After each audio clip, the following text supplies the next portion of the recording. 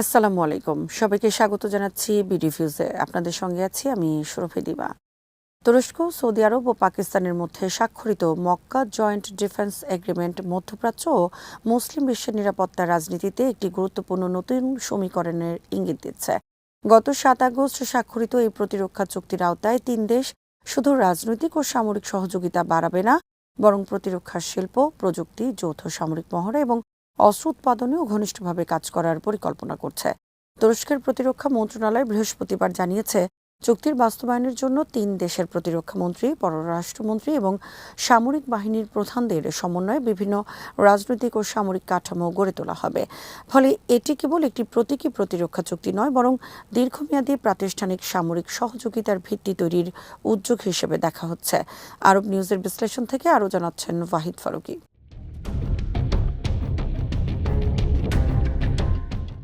চুক্তির সবচেয়ে বড় গুরুত্বপূর্ণ দিক হল এর যৌথ প্রতিরক্ষা ধারা। তিন দেশ ঘোষণা করেছে তাদের যে কোনো একটি দেশের উপর সশস্ত্র হামলাকে তিন দেশের সবার উপর হামলা বলে বিবেচনা করা হবে। এই নীতিটি অনেকাংশে ন্যাটোর আর্টিকেল 5-এর সঙ্গে তুলনীয়। অর্থাৎ কোনো সদস্য রাষ্ট্র সামরিক আক্রমণের শিকার হলে অন্য দুই দেশ রাজনৈতিক, সামরিক বা কৌশলগত সহায়তা দেওয়ার অবস্থানে থাকবে। যদিও এটি ন্যাটোর মতো পূর্ণাঙ্গ সামরিক জোট নয়, তবু এই ধারাটি তুরস্ক, সৌদি আরব ও পাকিস্তানের নিরাপত্তা সম্পর্ককে আগের তুলনায় অনেক বেশি কৌশলগত মাত্রা দিতে পারে।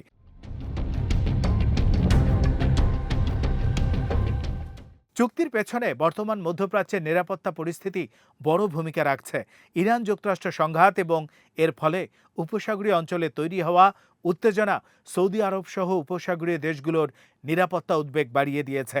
ইরানের ক্ষেপণাস্ত্র হামলার ঝুঁকি, উপসাগরীয় অঞ্চলে সামুদ্রিক নিরাপত্তা সংকট এবং গুরুত্বপূর্ণ জ্বালানি অবকাঠামোর উপর সম্ভাব্য হামলা সৌদি আরবকে নতুন নিরাপত্তা কাঠামো নিয়ে ভাবতে বাধ্য করছে।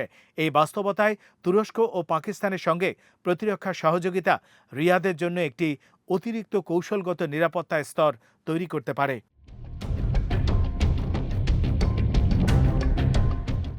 তুরস্কের জন্য এই চুক্তির গুরুত্ব কম নয়। আঙ্কারা দীর্ঘদিন ধরেই নিজস্ব প্রতিরক্ষা শিল্পকে মধ্যপ্রাচ্য ও মুসলিম বিশ্বের নিরাপত্তা কাঠামোর একটি গুরুত্বপূর্ণ অংশ হিসেবে প্রতিষ্ঠা করার চেষ্টা করছে।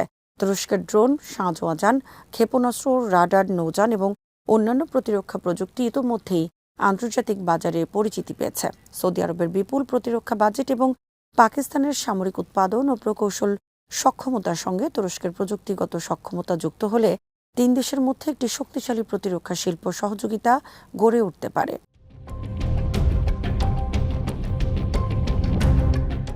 চুক্তির আওতায় যৌথ উৎপাদন ও প্রযুক্তি বিনিময়ের সম্ভাবনাও বিশেষভাবে গুরুত্বপূর্ণ। এর অর্থ ভবিষ্যতে তিন দেশ শুধু অস্ত্র কেনাবেচার সম্পর্কের মধ্যে সীমাবদ্ধ থাকবে না, বরং যৌথভাবে সামরিক প্রযুক্তি তৈরি, গবেষণা এবং উৎপাদন করতে পারবে। এতে সৌদি আরব তার স্থানীয় প্রতিরক্ষা শিল্পের সক্ষমতা বাড়াতে পারবে, পাকিস্তান নতুন প্রযুক্তি ও বাজার পেতে পারে এবং তুরস্ক তার প্রতিরক্ষা পণ্যের জন্য আরও বড় বাজার ও উৎপাদন অংশীদার পেতে পারে।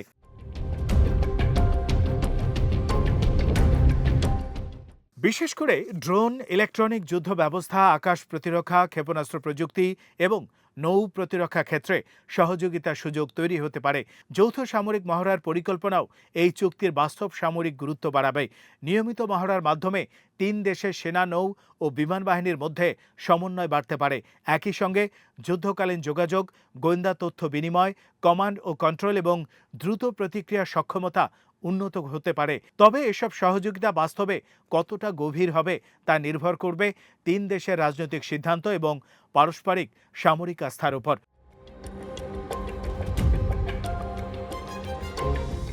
পাকিস্তানের দৃষ্টিকোণ থেকেও চুক্তিটি তাৎপর্যপূর্ণ।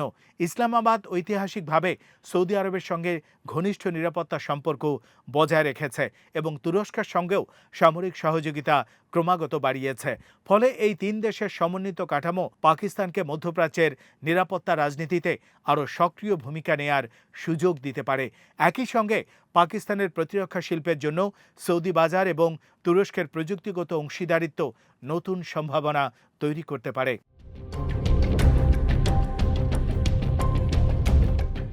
তবে এই চুক্তিকে সরাসরি কোনো নির্দিষ্ট দেশের বিরুদ্ধে গঠিত সামরিক জোট হিসেবে দেখলে বিষয়টি অতিরঞ্জিত হতে পারে। তিন দেশই যুক্তরাষ্ট্রের সঙ্গে বিভিন্ন মাত্রায় কৌশলগত সম্পর্ক বজায় রাখে। ফলে তাদের লক্ষ্য একদিকে নিজেদের নিরাপত্তা সক্ষমতা বাড়ানো, অন্যদিকে আঞ্চলিক অস্থিতিশীলতার সময়ে কৌশলগত স্বাধীনতা বৃদ্ধি করা। বিশেষ করে সৌদি আরব এমন একটি নিরাপত্তা কাঠামো চাইতে পারে যেখানে যুক্তরাষ্ট্রের উপর নির্ভরতা বজায় রেখেও আঞ্চলিক পর্যায়ে বিকল্প প্রতিরক্ষা সক্ষমতা তৈরি করা যায়।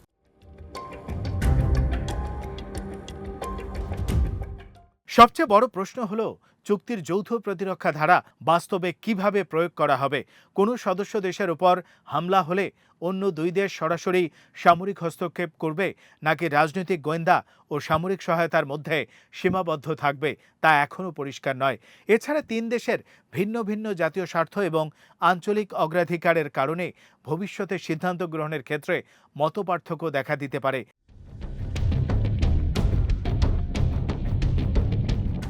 তারপরও মক্কা প্রতিরক্ষা চুক্তি মধ্যপ্রাচ্যের নিরাপত্তা স্থাপত্যে একটি উল্লেখযোগ্য পরিবর্তনের সম্ভাবনা তৈরি করেছে। তুরস্কের সামরিক প্রযুক্তি, পাকিস্তানের সামরিক সক্ষমতা এবং সৌদি আরবের অর্থনৈতিক শক্তি যদি একটি সমন্বিত কাঠামোর অধীনে কার্যকরভাবে যুক্ত হয়, তাহলে তিন দেশ মিলে মুসলিম বিশ্বের অন্যতম গুরুত্বপূর্ণ প্রতিরক্ষা অংশীদারিত্ব গড়ে তুলতে পারে।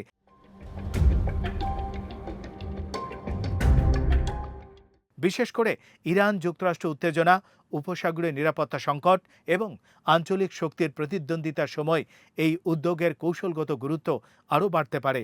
ফলে মক্কা চুক্তি শুধু তিন দেশের পারস্পরিক প্রতিরক্ষা সহযোগিতার দলিল নয়, এটি পরিবর্তিত মধ্যপ্রাচ্যের নতুন এক বহুপাক্ষিক নিরাপত্তা কাঠামোর সম্ভাব্য সূচনা।